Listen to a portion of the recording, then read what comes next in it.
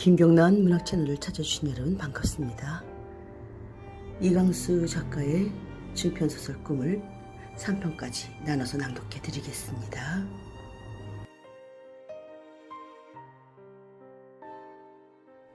이강수 중편소설 꿈 1947년 발표. 이 중편소설은 모두 22개의 소제목으로 이루어져 있습니다. 그 제목을 처음부터 한번 쭉 나열해 드리겠습니다. 1. 못생긴 중 조신. 2. 태수의 딸 달예. 3. 1년 만에 다시 보았건만. 4. 오냐 네 소원이 이루어질 것이다. 5. 일심으로 관세음 보살을 부르렸다. 6. 사랑의 도피. 7. 달콤한 첫날 밤. 8. 젊어서 어여쁘고 기운 있는 동안에. 9. 뒤쫓아온 평목. 10. 고운 아내와 귀여운 자식들. 11. 지워지지 않는 과거. 12. 범죄. 13. 조신의 마음에는 평안이 없다. 14.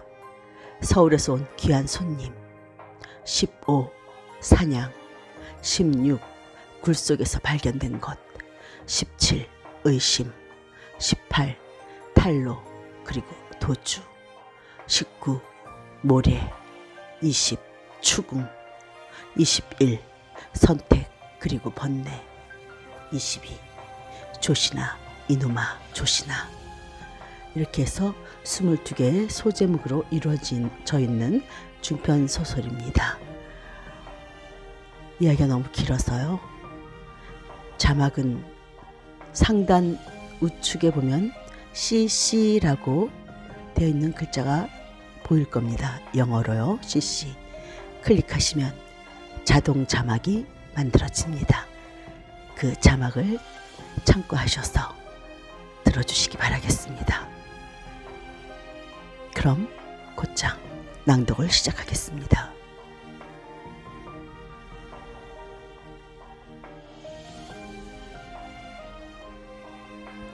일. 못생긴 중 조신. 끝없는 동해바다, 맑고 푸른 동해바다, 낙산사 앞바다.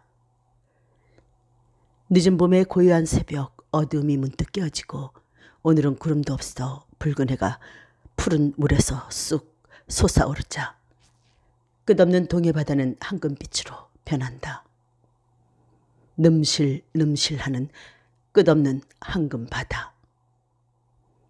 깎아 세운 듯한 절벽이 불그스레하게 물이 든다. 움직이지도 않는 바위 틈의 철쭉꽃 포기들과 관세음 보살을 모신 낙산사 법당 기와도 황금빛으로 변한다. 나무 관세음 나무 대자 대비 관세음 보살 하는 연불소리, 목탁소리도 해가 돋자 끊어진다. 아침 예불이 끝난 것이다. 조신은 평목과 함께 쌀이비를 들고 문 밖으로 나와 문전길을 쓸기 시작한다. 길의 흙은 밤 이슬에 촉촉이 젖었다. 싹싹 쓱쓱 하는 비질 소리가 들린다. 조신과 평목이 앞 동구까지 쓸어갈 때 노장 용선 화상이 구부러진 길다란 지팡이를 끌고 대문으로 나온다. 저 앞 동구까지 잘 쓸어라. 한눈 팔지 말고 깨끗이 쓸어. 너희 마음에 묻은 티끌을 닦아버리듯이 하고 용선 노장이 큰 소리로 외친다. 네 하고 조신과 평목은 뒤도 돌아보지 아니하고 더 제게 비를 놀린다. 오늘은 태수행차가 오신다고 하였으니 각별히 잘 쓸렸다 하고 노장은 산문 안으로 들어온다. 태수행차라는 말에 조신은 비를 땅바닥에 떨어뜨리고 허리를 편다. 왜 이래? 벌이가 쏘았어? 못난 짓도 폭도하네 하고 평목이가 비로 조신의 엉덩이를 갈긴다. 조신은 말없이 떨어진 비를 다시 집어든다. 태수가 온다는데 왜 이렇게 놀라? 무슨 죄를 지었어? 하고 평목은 그 가느스름한 여자다운 눈에 눈웃음을 치면서 조신을 바라본다. 평목은 미남자였다. 죄는 내가 무슨 죄를 지었어? 하고 조신은 비지를 하면서 툭 쏜다. 평목과는 정반대로 조신은 못생긴 사내였다. 낯빛은 검푸르고 게다가 상판이니 눈이니 코니 모두 찌그러지고 고개도 삐뚤음하고 어깨도 바른편은 올라가고 왼편은 축 처져서 걸음을 걸을 때면 모로 가는 듯하게 보였다. 네 마음이 삐뚤어졌으니까 몸뚱이가 저렇게 삐뚤어진 것이다. 마음을 바로 잡아야 내 생에 바른 몸을 타고나는 것이다. 용서는 조신에게 이렇게 훈계하였다. 죄를 안 지었으면 원님 나온다는데 왜 질겁을 해? 3달 농장에 있을 적에 네가 아마 협잡을 많이 하여 먹었거나 네 유부녀라도 겉간을 한 모양이야. 어때? 내님 입고가 알아맞혔지? 그렇지 않고야 김태수 불공 온다는데 왜 빗자루를 땅에 떨어뜨리냔 말이야. 내 어째 수상쩍게 생각했다니? 3달사 농장을 맡아보면 큰 수가 나는 자리인데 왜 그곳을 내어버리고 낙산 사이를 들어와서 이 고생을 하느냔 말이야. 어때? 내 말이 맞았지? 똑바로 참회를 해요. 하고 평목은 빚을하기도 있고 조신의 앞을 질러 걸으며 잔소리를 한다. 어서 길이나 쓸어요. 괜히 시리 노스님 보시면 경치지 말고. 조신은 이렇게 한마디 평목을 핀잔을 주고는 여전히 길을 쓴다. 평목의 말이 듣기 싫다는 듯이 쓱싹 하는 소리를 더 높이 낸다.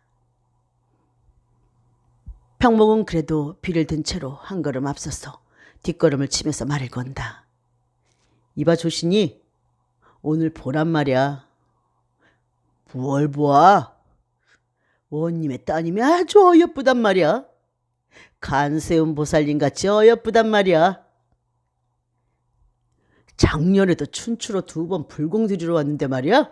그 아가씨가 참 꽃송이란 말이야. 꽃송이. 아휴 냉정.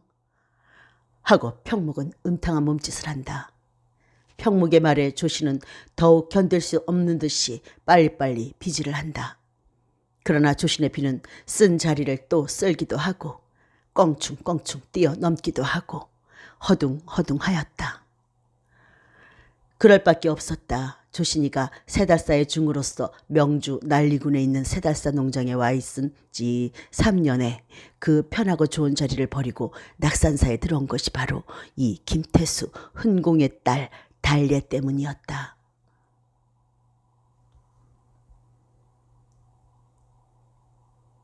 이 태수의 딸 달예. 조신이 달예를 처음 본 것이 바로 작년 이맘때였다. 철쭉꽃 활짝 핀 어느 날 조신이 골디 거북제라는 산에 올랐을 때 마침 태수 김훈공이 가소를 데리고 꽃놀이를 나와 있었다. 때는 석양인데 달예가 시녀 하나를 데리고 단둘이서 맑은 시내를 따라서 골짜기로 더듬어 오르는 길에 석벽 이에 메어 달린 듯이 탐스럽게 핀 철쭉 한 포기를 바라보고 저것을 꺾어다가 병석에 누우셔서 오늘 꽃구경도 못 나오신 어머니께 드렸으면 하고 차마 그것을 그대로 지나가지 못하고 방황할 때에 만난 것이 조신이었다. 무심코 골짜기로 내려오던 조신도 하늘에서 내려온 듯한 달래를 보고는 황홀하게 우뚝 섰다. 제가 불도를 닦는 중인 것도 잊어버렸다. 제가 어떻게나 못생긴 사내인 것도 잊어버렸다. 그러고는 염치도 없이 달래를 물끄러미 바라보고는 언제까지나 한자리에 서 있었다. 마치 그의 눈과 몸이 다 굳어진 것과 같았다. 갑자기 조신을 만난 달래도 놀랐다. 한 걸음 뒤로 멈칫 물러서지 아니할 수 없었으나 다시 봄의 중인지라 안심한 듯이 조신을 향하여 합장하였다. 그의 얼굴에는 역시 처녀다운 부끄러움이 있었다. 달래가 합장하는 것을 보고야 조씨는 굳은 몸이 풀리고 얼었던 정신이 녹아서 위의를 갖추어 합장으로 답례를 하였다. 그러기로 저렇게 아름다운 여자가 어떻게 세상에 있을까? 조씨는 속으로 중얼거리면서 이 자리에 오래 있는 것이 젊고 아름다운 처녀의 곁에서 그 고운 얼굴을 바라보고 그 그윽한 향기를 맡는 것이 옳지 아니한 줄을 생각하고는 다시 합장하고 허리를 굽히고 달래의 등 뒤를 지나서 내려가는 걸음을 빨리 걸었다. 그러나 조신의 다리에는 힘이 없어서 어디를 어떻게 디디는지를 몰랐다. 달래는 조신의 이러하는 모양을 보다가 빙그레 웃으며 시녀더러 예, 저 시님 잠깐만 여쭈어라 하였다. 시님! 시님! 하고 수십 보나 내려간 조신의 뒤를 시녀가 부르면서 따랐다. 네 하고 조신은 걸음을 멈추고 돌아섰다. 시녀는 조신의 앞에 가까이 가서 눈으로 달래를 가리키며 작은 아씨께서 시님 잠깐만 오십사고 여쭤옵니다 하였다. 작은 아씨께서 소승을? 하고 조씨는 시녀가 가리키는 편을 바라보았다. 거기는 분홍 긴 옷을 입은 한 분 선녀가 서 있었다. 좀 새뜨게 바라보는 모양이 더욱 아름다워서 인간 사람 같지는 아니하였다. 조씨는 시녀의 뒤를 따랐다. 어느 댁 아가씨시오? 하고 조씨는 부질없는 말인 줄을 알면서 묻고는 혼자 부끄러웠다. 이골 사또님 따님이시오. 시녀는 이렇게 대답하였다. 그러나 하길래 하고 조씨는 속으로 중얼거렸다. 이골 사또 김은공은 신라의 진골 왕족이었다. 아가씨께서 소승을 불러겨시오? 하고 조씨는 달래의 앞에서 합장하였다. 스님을 여쭤와서 죄송합니다 하고 달래는 방긋 웃었다. 조씨는 숨이 막힐 듯함을 느꼈다. 석벽 밑 맑은 시냇가 바위를 등치고 선 달래의 자태는 비길 데가 없이 아름다웠다. 부드러운 바람이 그 가벼운 분홍 옷자락을 펄렁거릴 때마다 사람을 어리게 하는 향기가 풍기는 것 같았다. 그 검은 머리는 봄날 볕에 칠같이 빛났다. 미안하오나 저 석벽에 핀 철쭉을 꺾어줍시오.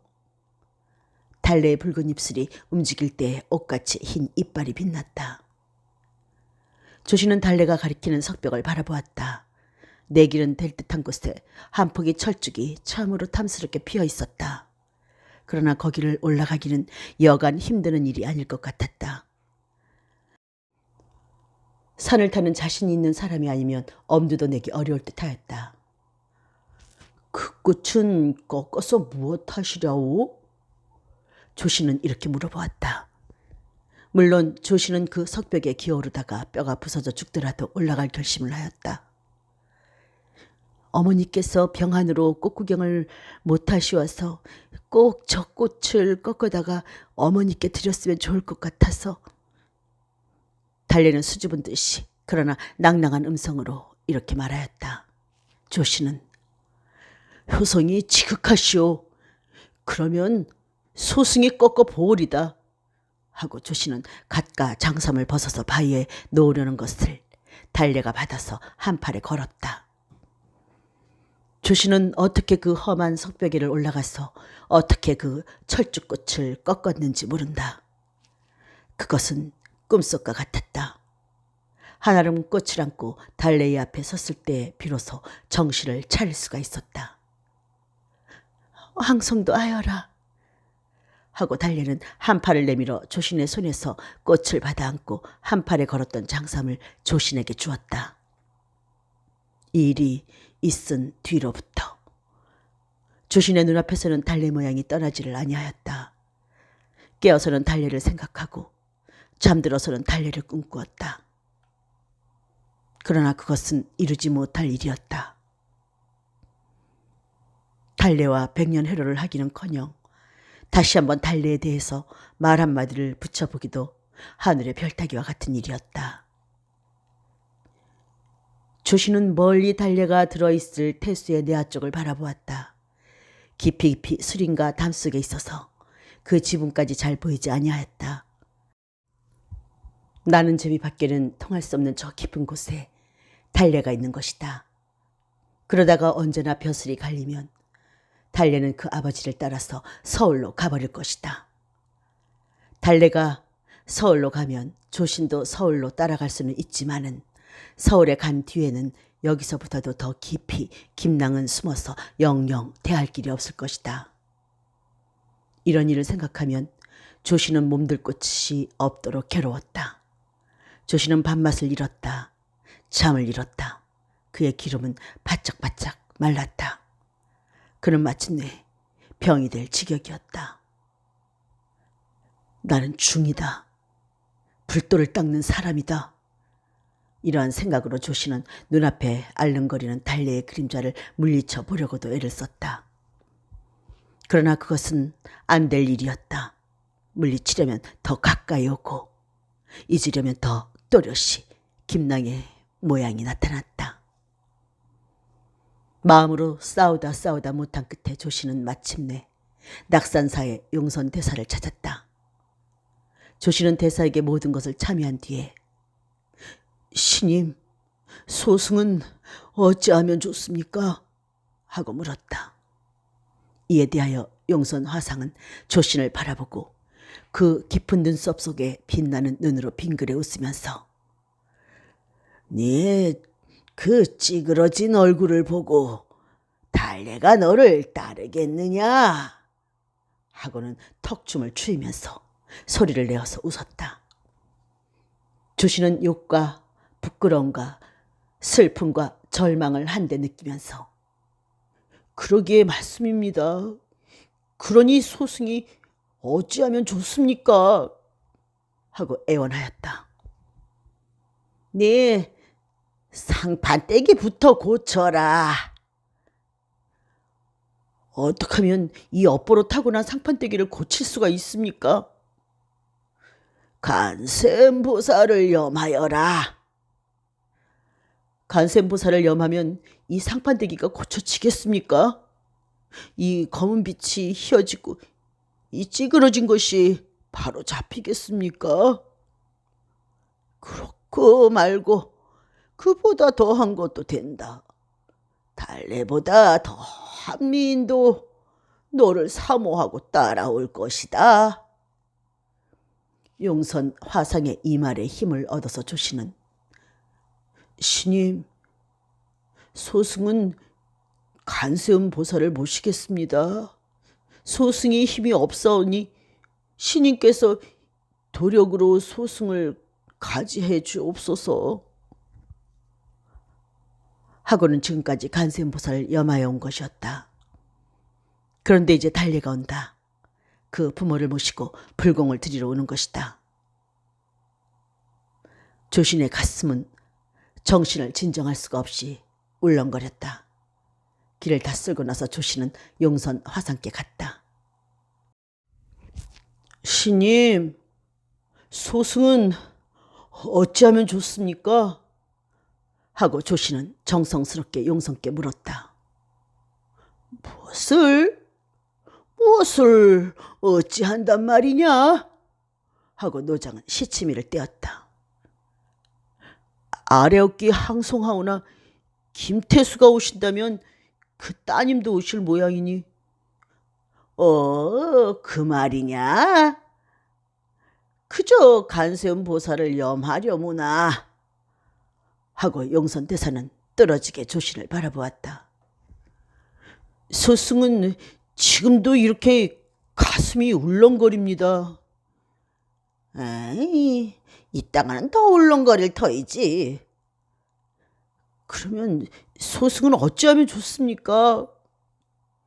간센보살을 염하려무나.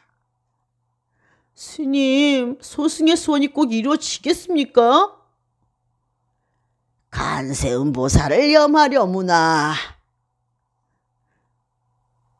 나무 대자대비 간세음보살 마하살 하고 조씨는 당장에서 합장하고 큰 소리로 간세음보살을 부른다. 용선은 물끄러미 조신이 하는 양을 보다가 조신을 향하여서 한번 합장한다. 대사는 간세음보살을 일심으로 염하는 조신의 속에 간세음보살을 배운 것이었다.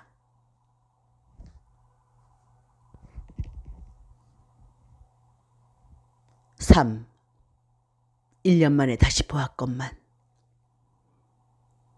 절 경내는 먼지 하나 없이 정결이 쓸리고 물까지 뿌려졌다. 동해 바다의 물결이 석벽에 부딪히는 소리가 철썩철썩 들려왔다. 그 소리와 어울려서 나무 대자대비 간세음보살 마하살 하는 조신의 연불소리가 끊임없이 법당에서 울려나왔다. 문마다 정제소라는 종이가 붙었다.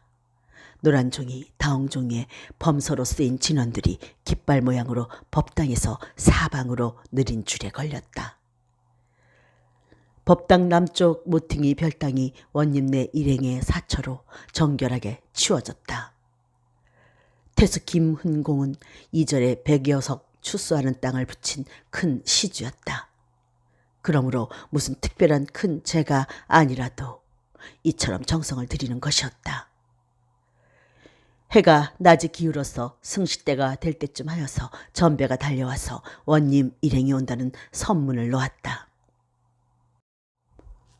노장은 7, 8인 젊은 중을 데리고 동구로 나갔다. 모두 착가사 장삼하고 목에 염주를 걸고 팔목에는 단주를 들었다. 노장은 육한장을 짚었다. 깨꼬리 소리가 들려오고 이따금 멀리서 오는 종달새 소리가 들렸다. 봄철 저녁날이라 바람은 좀 있었으나 날은 화창하였다. 거무리만큼 푸른 바다에는 눈 같은 물꽃이 피었다. 중들의 장삼자락이 펄펄 날렸다. 이윽고 노루목이 고개로 검은 바탕에 홍 끝동단 사령들이 너풀거리는 것이 보였다. 그리고는 가마 새틀이 보기 좋게 들먹들먹 흔들리면서 이리로 향하고 넘어오는 것이 보였다. 짐을 진 행인들이 벽제 소리에 길 아래로 피하는 것도 보였다. 원의 일행은 산모퉁이를 돌았다. 용선 대사 일행이 마중을 나서 섰는 양을 보았음인지 가마는 내려놓아졌다. 맨 앞 가마에서 자포를 입고 흑건을 쓴 관인이 나선다. 그리고 둘째 가마에서도 역시 자포를 입은 부인이 나서고 맨 나중에 분홍 긴 옷을 입은 달래가 나선다. 세 사람은 천천히 걷기를 시작한다. 뒤에는 통인 한 쌍과 시녀 한 쌍이 따르고 사령 네 쌍은 전배까지도 다 뒤로 물러서 따른다. 절 동구에 들어오는 예의다.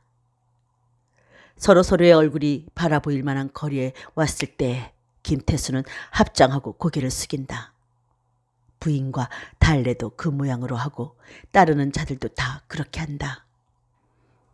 이것은 절에 대하여서와 마중 나온 중들에게 대하여 하는 첫인사였다.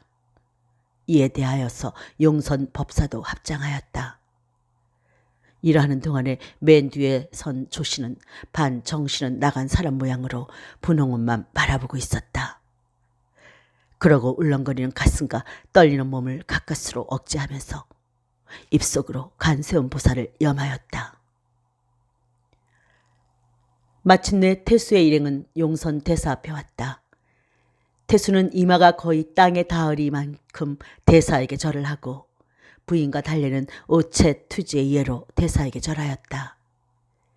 조씨는 달래가 무릎을 꿇는 것을 보고는 부지불각의 무릎을 꿇어버렸다. 출가인은 부모나 임금의 앞에도 절을 아니하는 법이다. 쩌 하고 곁에 있던 평목이 발길로 조신의 엉덩이를 찼다. 용선 대사가 앞을 서고 그 다음에 태수 일행이 따르고 그 뒤에 중들이 따라서 절에 들어왔다.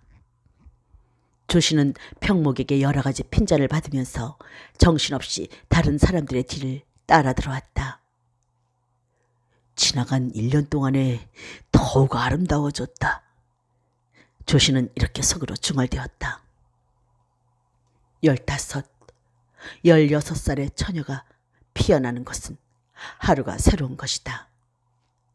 조신의 그리운 눈에는 달래는 아무리 하여도 인간 사람은 아닌 듯하였다. 그의 속에는 피고름이나 오줌똥도 있을 수 없고 오직 우담바라의 꽃향기만이 찼을 것 같았다. 그 눈 하고 생각하면 조신은 정신이 땅속으로 잦아드는 것 같았다. 나무, 간세음 보살, 마하살 하고 조신은 곁에 사람들이 있는 것도 있고 소리 높이 불렀다. 이 소리에 달래의 눈이 조신에게로 돌아왔다.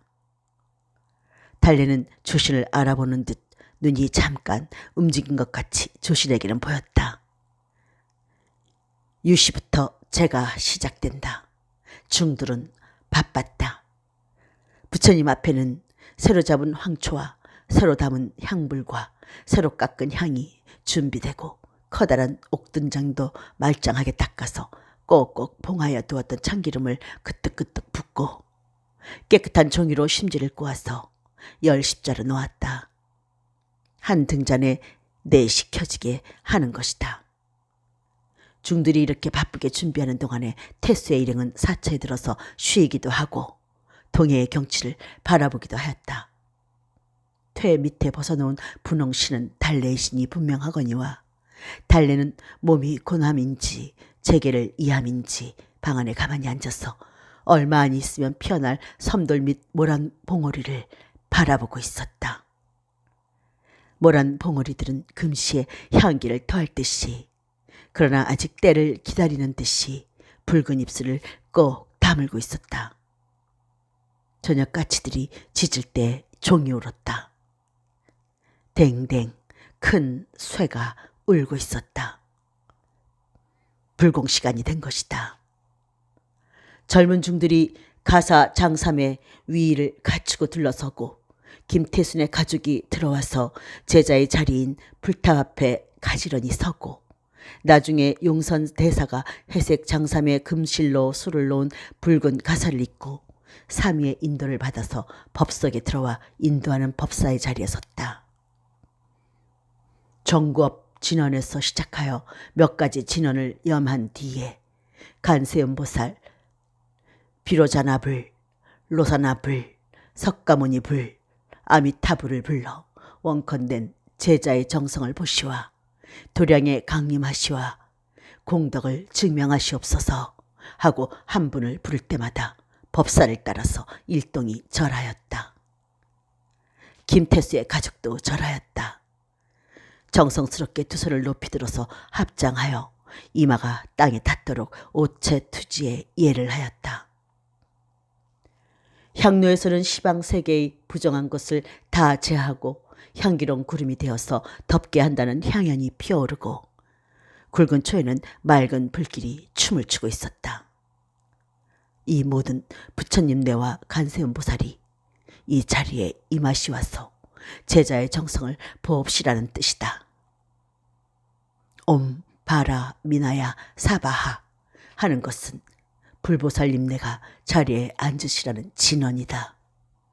그러한 뒤에 삼위가 쟁반에 차 4그릇을 5위 앞에 올리자 법사는 금장 감노차, 봉헌 직명전, 감찰 건간심, 원수 애납수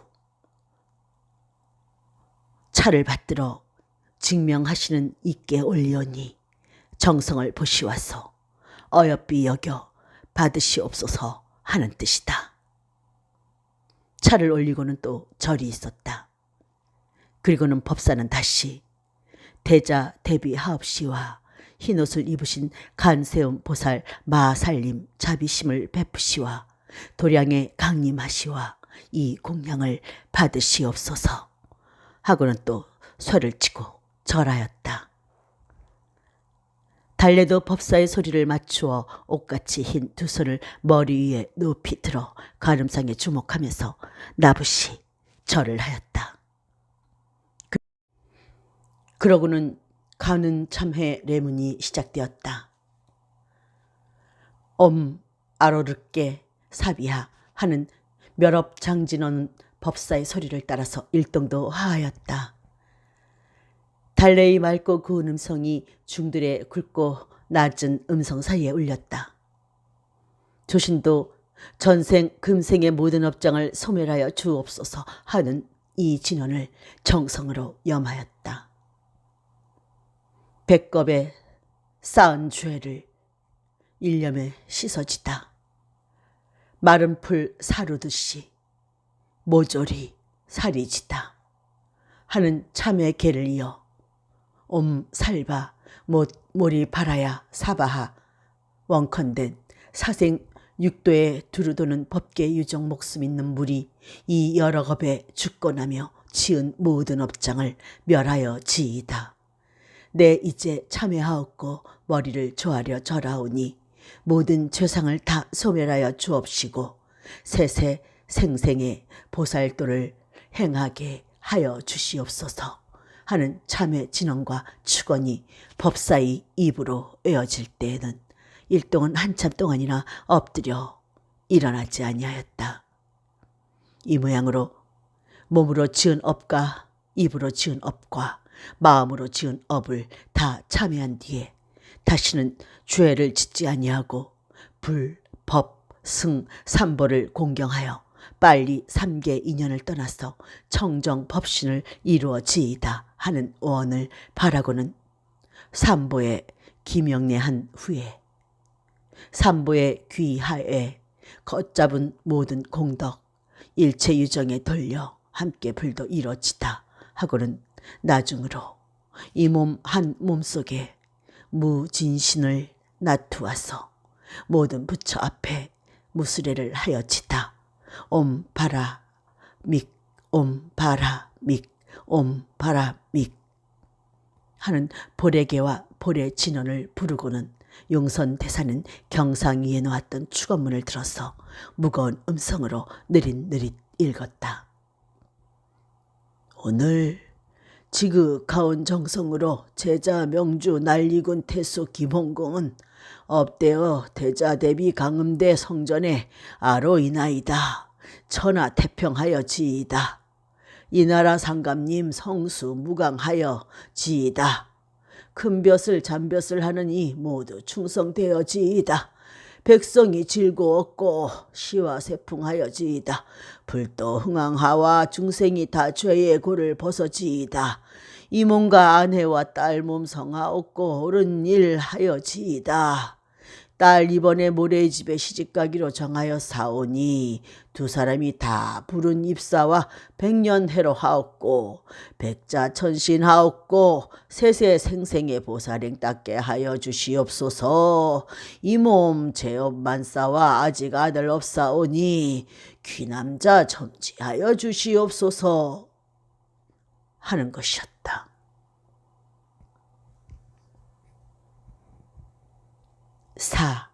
오냐 내 소원이 이루어질 것이다. 이 충문을 들은 조씨는 가슴이 내려앉는 듯하였다. 그러면 달래는 벌써 남의 집 사람이 되었는가? 조씨는 앞이 캄캄하여 몸이 앞으로 쓰러지려 하였다. 이때 평목이 팔꿈치로 조신의 옆구리를 찔렀기에 겨우 정신을 수습할 수가 있었다. 축원문은 또 읽어졌다. 축원문이 끝날 때마다 제자는 절을 하였다. 달래도 절을 하였다. 축원문은 3번 반복하여 읽어졌다. 제자의 절도 3번 있었다. 3번째 달래가 옥으로 깎은 듯한 두 손을 머리에 높이 들 때에는 조씨는 달려들어 불탑을 둘러엎고 달래를 움켜안고 달아나고 싶은 충동을 느꼈다. 그리고 간세음 보살상을 바라보았다. 관세음 보살은 조신을 보시고 빙그레 웃으시는 듯. 그러나 그것은 비웃는 웃음인 것 같았다. 조신은 또 한 번 불탑에 달려들어 관세음 보살상을 끌어내려서 깨뜨려 버리고 싶은 분노를 느꼈다. 그러나 다시 관세음 보살상을 우러러 볼 때에는 관세음 보살은 여전히 빙그레 웃고 계셨다. 그 뒤에 중단, 하단, 칠성단, 독성단, 산신당, 일은 어떻게 지나갔는지 조씨는 기억이 없었다. 제가 파한 뒤에 조씨는 조실의 용선대사를 배웠다. 용선대사는 꼭 다무른 입과 깊은 눈썹 밑에서 빛나는 눈가에 웃음을 띄운 듯하였다. 스님, 소승은 어떻게 합니까? 하는 조신의 말에는 눈물이 섞여 있었다. 무엇을? 하는 대사의 얼굴에는 무서운 빛이 돌았다. 사또 따님은 혼사가 맺혔습니까? 그래, 아까 주거문에 듣지 아니하였느냐? 화랑몰의 서방과 혼사가 되어서 3일 후에 혼인잔치를 한다고 그러지 않더냐? 그러면 소승은 어찌합니까? 뭘 어찌해? 사또 따님과 100년 연부를 못 맺으면 소승은 이 세상에 살 수는 없습니다. 이 세상에 살 수 없으면 어디 좋은 세상으로 갈 데가 있느냐? 소승 이 소원을 이루지 못하면 죽어서 축생도에 떨어져서 폐암이 되어서라도 사또 따님의 뒤를 따르겠습니다. 그것도 노상 마음대로는 안 될 것을. 그만한 인연이라도 없으면 그렇게도 안 될 것을. 그러면 소승 사또 따님을 한 칼로 죽여버리고 소승도 그 피 묻은 칼로 죽겠습니다. 그것도 네 맘대로는 안 될 것을. 그것도 안 되오면 소승 혼자라도 이 칼로 죽어버리겠습니다. 하고 조씨는 품에서 시퍼런 칼 하나를 내어서 보인다. 그것도 네 마음대로 안 될 것이다. 어찌하여 안 됩니까? 금방 이 칼로 이렇게 목을 따면 죽을 것이 아닙니까? 목이 따지지도 아니할 것이여니와 설사 목을 따더라도 지금은 죽어지지 아니할 것이다. 네 찌그러진 모가지. 더 보기 숭한 칼자국 하나만 더 내고 너는 점점 사또 따님과 인연이 멀어질 것이다. 그러면 소승은 어찌하면 좋습니까? 스님, 자비심을 베푸시와 소승의 소원을 이루기를 가르쳐 주시옵소서. 하고 조씨는 오체투지로 대사의 앞에 너부시 엎드려 이마를 조아린다. 대사는 왼편 손 엄지가락으로 염주를 넘기고 말이 없다. 조씨는 고개를 들어서 용선을 우러러보고는 또 한 번 방바닥에 엎드려 신님, 법력을 베푸시와서 소승의 소원이 이루어지도록 하여 주시옵소서. 하고 수없이 머리를 조아린다. 네 분명 달래 아기와 연분을 맺고 싶으냐? 하고 대사는 염주를 세기를 그친다. 네, 달래 아기와 연분을 맺고 싶습니다. 왕생극락을 못하더라도? 네, 무량겁의 지옥고를 받더라도. 축생부를 받더라도? 네, 아기부를 받더라도. 네 몸뚱이가 지금만 하여도 추악하여서 여인이 보면 심리만큼이나 달아나려든 게다가 더 추한 몸을 받아 나오면 어찌 될꼬? 용선은 빙긋이 웃는다. 신님, 단지 1년만이라도 달래의 아기와 인연을 맺었으면 어떠한 악보를 받잡더라도 한이 없겠습니다. 분명 그러냐? 네, 분명 그러합니다. 1년이 머다면 한 달만이라도, 한 달도 안 된다 하면 단 하루만이라도, 단 하루도 분에 넘친다 하면 이 밤이 새일 때까지만이라도 신임 자비를 베푸시와 소승을 살려 주시옵소서. 소승의 소원을 이루어 주시옵소서.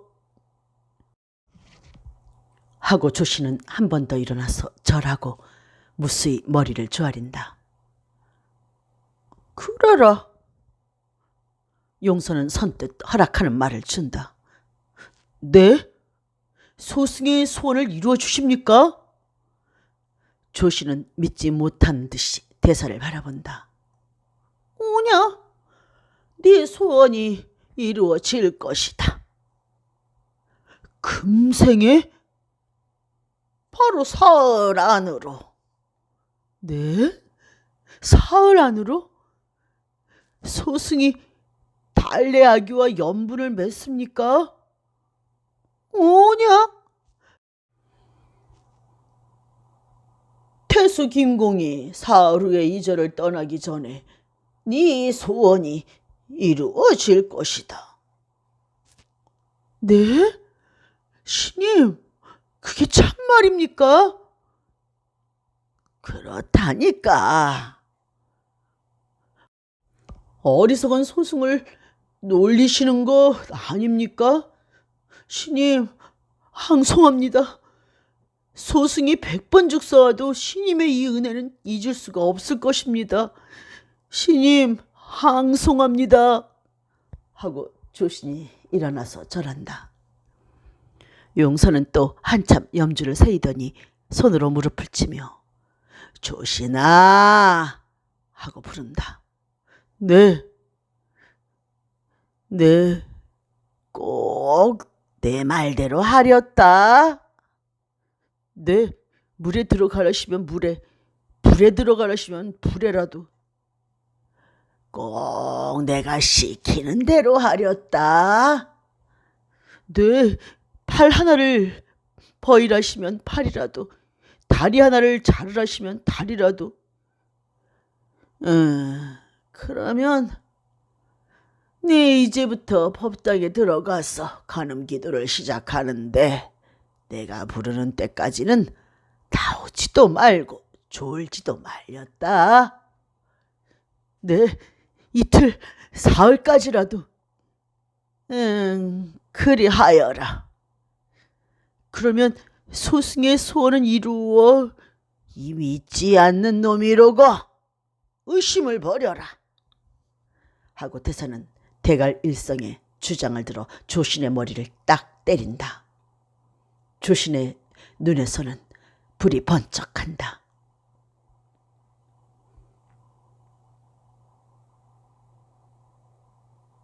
오, 일심으로 관세음 보살을 부르렸다. 조신은 나오는 길로 목욕하고 새 옷을 갈아입고 간음전으로 들어갔다. 용선 법사는 조신이 법당에 들어가는 것을 보고 문을 밖으로 잠그며 조신아, 문을 잠갔으니 내가 부를 때까지는 나올 생각 말고 일심으로 관세음 보살을 부르렸다. 행여 딴 생각하셔라. 네 하는 소리가 안으로서 들렸다. 나무 대자 대비 간세음 보살 간세음 보살 하는 조신의 연불소리가 밤이 깊도록 법당에서 울려나왔다. 조신은 죽을 힘을 다해서 간세음 보살을 부르는 것이었다. 열심으로 잡념 들어오게 말고 하던 용선 신임의 음성이 조신의 귓가에 붙어서 떨어지지 아니하였다. 등잔불 하나에 비추어진 간음조는 어두침침하였다. 그러한 속에 조신은 가부좌를 걷고 앉아서 목탁을 치면서 간세음 보살을 불렀다. 그러는 동안에도 조신의 눈은 언제나 간세음 보살님의 얼굴에 있었다. 반년 남아 밤이면 자라는 새가 울기까지 이 법당에서 이 모양으로 앉아서 이 모양으로 간세음 보살님의 얼굴을 바라보면서 칭호를 하였건만은 오늘 밤에는 특별히 간세음 보살님의 상이 살아계신 듯하였다. 이따금 그 정병을 듭신 손이 움직이는 것도 같고 가슴이 들먹거리는 듯도 하고 자비로운 웃음 띄우신 그 눈이 더욱 빛나는 것도 같았다. 조신이 더욱 소리를 가다듬고 정신을 모아서 간세음 보살, 간세음 보살 하고 부르면 간세음 보살상의 한일자로 다물어진 입술이 방긋이 벌어지는 듯까지도 하였다. 그러나 다음 순간에 보면 간세음 보살님의 입술은 여전히 다물어 있었다. 절에서는 대중이 모두 잠이 들었다. 오직 석벽을 치는 물결 소리가 높았다 낮았다 하게 조신의 귀에 울려올 뿐이었다. 그리고는 조신이 제가 치는 목탁 소리와 제가 부르는 연불 소리가 어디 멀리서 울려오는 남의 소리 모양으로 들릴 뿐이었다. 간세음 보살, 간세음 보살, 관세음 보살. 조신이 몸이 피곤함을 느낄수록 잡념이 들어오기 시작하였다. 잡념이 들어오면 정성이 깨어진다 하여 그는 스스로 저를 책망하였다. 그러고는 목탁을 더욱 크게 치고 소리를 더욱 높였다. 잡념이 들어올 때에는 눈앞에 계시던 간세음 보살상이 쓰러져서 안이 보이는 것 같았다. 그러다가 잡념을 내어 쫓은 뒤에야 금빛 나는 간세음 보살상이 여전히 눈앞에 계시었다. 나무 대자, 대비, 간세음 보살, 마하살 하고 조씨는 간세음 보살 명호를 갖추어 부르므로 관세음 보살님의 모양이 한 찰나 동안도 눈에서 쓰러지지 아니하기를 힘써본다. 등잔에 기름이 반남아 달았으니 새벽이 가까웠을 것이다. 낮에 쉴 사이 없이 일을 하였고 또 김낭으로 하여서 정신이 격동이 된 조씨는 마음은 흥분하였으면서도 몸은 피곤하였다. 또 칭호가 만념도 넘었으니 그것만으로도 피곤할 만하였다. 이거 안 되겠다 하고 조씨는 자주 정신을 가다듬었다. 그러나 사흘 동안이야 설마 어떠랴 하던 것은 어림없는 생각이었다. 조신의 정신은 차차 흐리기를 시작하였다. 조신은 무거워오는 눈시울을 힘껏 끌어올려서 간세음 보살을 안이 놓치려고 힘을 썼다. 그러나 어느 틈엔지 모르게 조신은 퇴 밑에 벗어놓인 김낭의 분홍신을 보면서 간세음 보살을 부르고 있었다. 조신은 목탁이 부서져라 하고 서너 번 크게 치고 나무 대자 대비 서방 정토 극락세계 간세음 보살 마하살 하고 불렀다. 그러나 그것도 잠시요 또 수많은 조신을 덮어 누르는 타였다. 이번에는 앞에 계신 간세음 보살상이 변하여서 김낭이 되었다. 분홍 긴 옷을 입고 흰 버선을 신고 어그로 깎은 듯한 두 손을 내어밀어 지난봄 조신의 손에서 철쭉을 받으려던 자세를 보이는 듯하였다. 조신은 벌떡 일어나서 김낭을 냅다 안으려 하였으나 그것은 허공이었고 불탑 위에는 여전히 간세음 보살님이 빙그레 웃고 계시었다. 조신은 다시 목탁을 두들기고 나무 간세음 보살 마하살하고 소리 높이 불렀다. 얼마나 오래 불렀는지 모른다. 조신은 이 천지간에 제가 부르는 간세음 보살 소리가 꽉 찬 듯함을 느꼈다.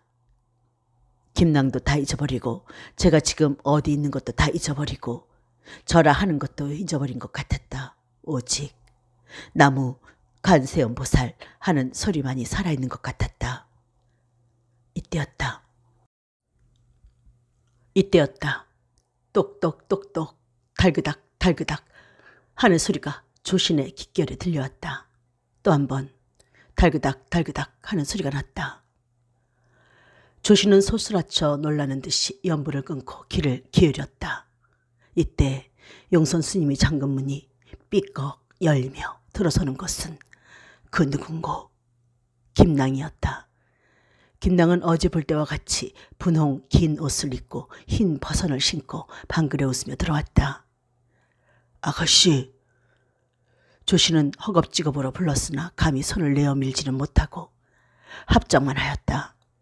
조씨는 거무스름한 장삼의 붉은 가사를 걸고 있었다. 신임 기도하시는 곳에 제가 이렇게 무엄히 들어왔습니다. 그렇지만 아무리 참으려고 참을 수가 없어서 어머님 잠드신 틈을 타서 이렇게 살짝 빠져나왔습니다. 남들은 다 잠이 들어도 저만은 잠을 못 이루고 신임이 간세음보살 염하시는 소리를 하나도 빼지 아니하고 다 듣고 있었습니다. 그러기로 이 밤중에 아가씨가 어떻게 여기를... 사모하 없는 신임이 계시다면 어디기로 못 가겠습니까? 산인들 높아서 못 넘으며 바다인들 깊어서 못 건너겠습니까? 신임이 저 동해바다 건너편에 계시다 하면 동해바다라도 훌쩍 뛰어서 건너갈 것 같습니다. 하는 김낭의 가슴은 마치 사람의 손에 잡힌 참새의 것과 같이 자주 발락거렸다. 못 믿을 말씀이십니다. 그러기로 소순 같은 못나고 찌그러진 것을 무얼... 하고 조씨는 부끄러운 듯이 고개를 숙인다. 못나고 잘나기는 보는 사람의 마음입니다. 제 마음에는 신임은 인간 어른은 아니신 듯. 아가씨는 소승을 어리석게 보시고 희롱하시는 것입니까? 향송한 말씀도 하셔라. 이 가슴이 이렇게 들먹거리는 것을 보기로서니 이 깊은 밤에 부모님의 눈을 기이고 이렇게 신임을 찾아온 것을 보시기로서니 어쩌면 그렇게도 무정한 말씀을... 김낭은 한삼을 들어서 눈물을 씻는다. 그러기로 아가씨와 같이 귀한 댁 따님으로 아가씨와 같이 이 세상 더 볼 수 없는 아름다운 이로 천하가 다 못났다 하는 소승을 지난번 언뜻 한번 배웠고는 신임의 높으신 양지를 잊을 길이 없어서... 그러기로 아까 낮에 축원문을 들으니 아가씨는 벌써 모래 서방님과... 신임, 그런 말씀만 말아주셔요. 부모님 하시는 일을 어길 수가 없어서. 참, 여기서 이렇게 오래 이야기하다가 노신님의 눈에라도 띄우면 어찌다가 부모님이라도 제 뒤를 밟아 나오시면... 어머님께서 잠시 제가 곁에 없어도 아가 달래약이 어디 갔느냐 하시고 걱정을 하시는 걸... 하고 깜짝 놀라는 양을 보이면서 지금 부르는 소리 아니 들렸습니까? 하고 김낭은 조신의 등 뒤에 몸을 숨기며 두 손으로 조신의 어깨를 꼭 잡는다. 조신의 귀에는 김낭의 뜨거운 입김과 새근새근하는 가쁜 숨소리가 감각된다. 조신은 사지를 가릴 수가 없는 듯함을 느낀다. 물결 소리로군. 또 늙은 소나무에 바람 불어 지나가는 소리.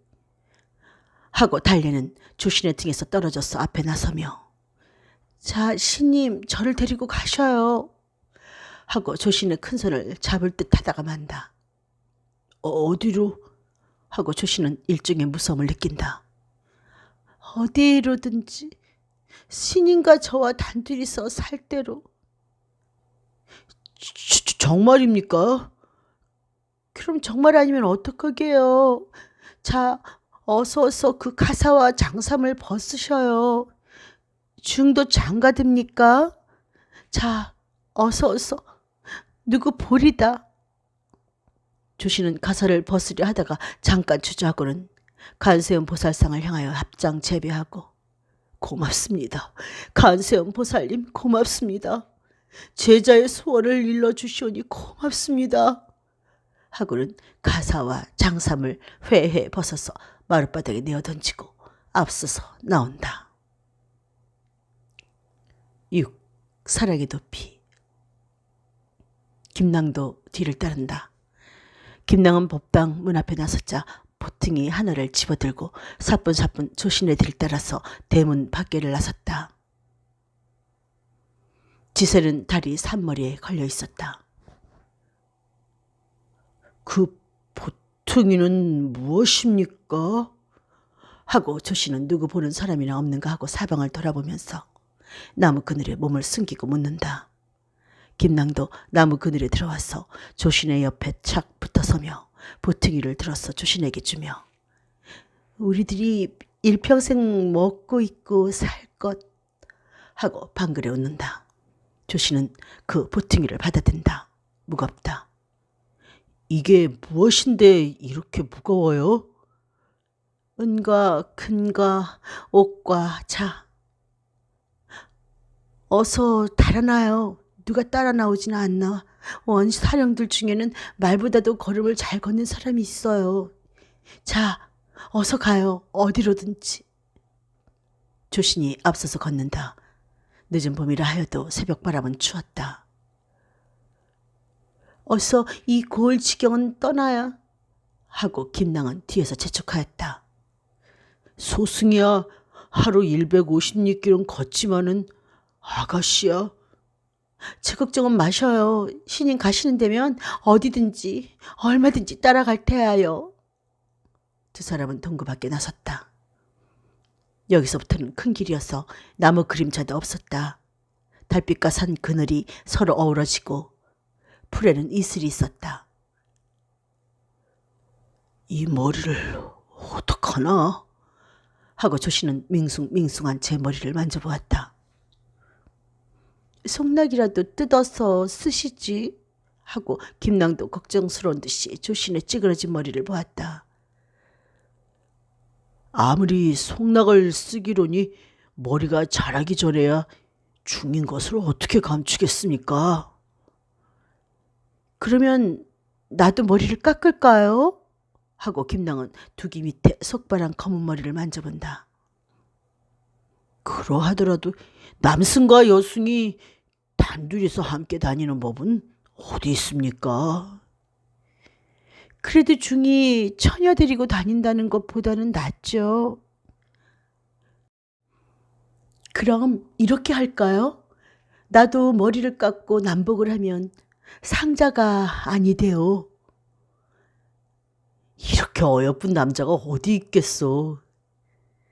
두 사람의 말에서는 점점 경어가 줄어든다.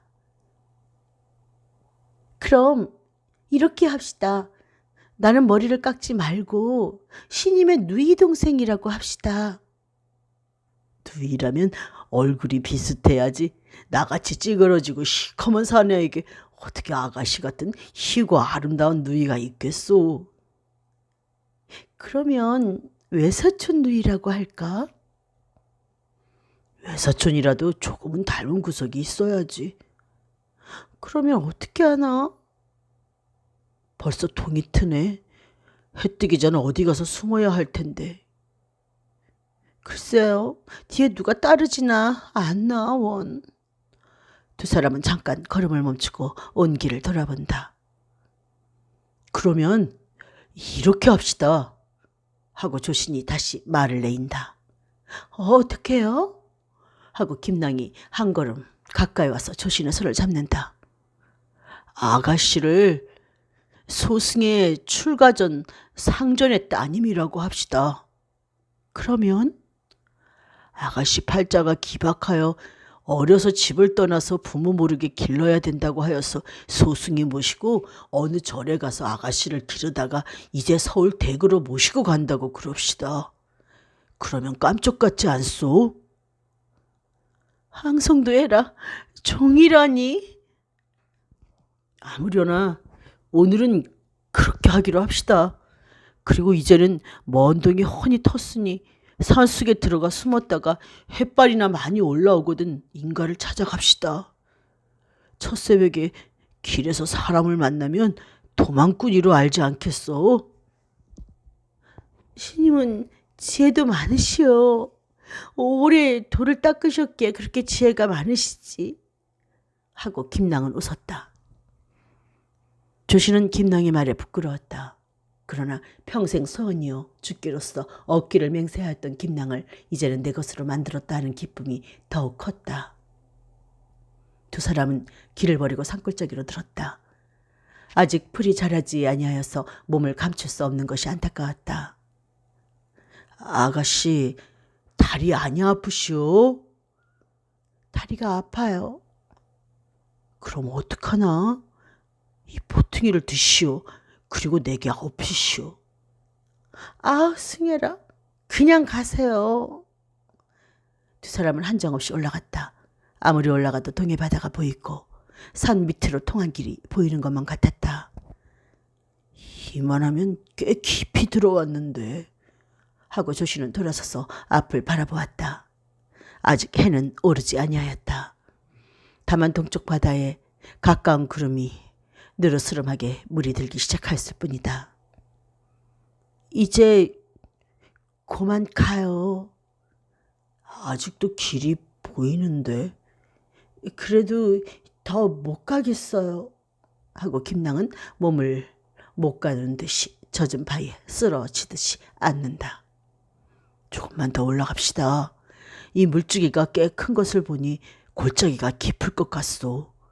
길에서 안 보일 만한 데에 들어가서 쉬읍시다. 아이, 다리를 못 옮겨 놓겠는데. 그럼 내게 업히시오. 하고 조씨는 김낭에게로 등을 돌려댄다. 그러기로 그 모퉁이도 무거울 터인데 나가정 없고 어떻게 산길을 가시랴오. 그래도 어서 업히시오. 소승은 산길에 익어서 평지길이나 다름이 없으니. 자, 어서. 김낭은 조신의 등에 업혔다. 어린애 모양으로.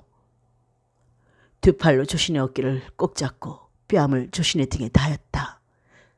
조신은 평생 처음으로 여자의 몸에 몸을 닿은 것이다. 비록 옷 입은 위라 하더라도 김낭의 부드럽고 따뜻한 살 기운을 감촉할 수가 있는 것 같았다. 조씨는 김낭을 업은 것이 기쁘고 또 보퉁이에 무거운 것이 기뻤다. 그는 한참 동안 몸이 더 가벼워진 듯하여서 성큼성큼 시내를 끼고 올라갔다. 천리라도 마일리라도 갈 수 있는 것만 같았다. 이따금 짐승이 놀라서 뛰는 소리도 들리고 무척 일찍 일어나는 새소리도 들렸다. 그러한 때마다 조씨는 마치 용선 화상이나 평목이 조씨나 조씨나 하고 부르는 것만 같아서 몸을 멈칫멈칫하였다. 우리가 얼마나 왔어요? 하고 등에 업힌 김낭이 한삼으로 조신의 이마와 목에 땀을 씻어주며 물었다. 어디서? 낙산사에서? 큰 길에서? 낙산사에서 50리는 왔을 것이요. 길에서는? 길에서도 우리는 왔겠지. 이제 그만 내립시다. 좀 더 가지. 그건 그렇게 멀리 가면 못하오. 나올 때 어렵죠. 간에서 따라오면 어떡하오? 해가 떴어요. 어디? 저 앞에 산봉우리 보셔요. 조씨는 고개를 들어서 앞을 바라보았다. 과연 상봉에 불구스레하게 아침볕이 비치었다. 이제 좀 내려놓으셔요. 하고 김낭은 업히기 싫다는 어린애 모양으로 두 팔로 조신의 어깨를 떠밀고 발을 버둥거렸다. 조신은 언제까지나 김낭을 업고 있고 싶었다. 잠시도 몸에서 내려놓고 싶지 아니하였다. 그러나 팔은 아프고 땀은 흐르고 숨은 찼다. 조신은 거기서 몇 걸음을 더 걷고는 김낭을 등에서 내려놓았다.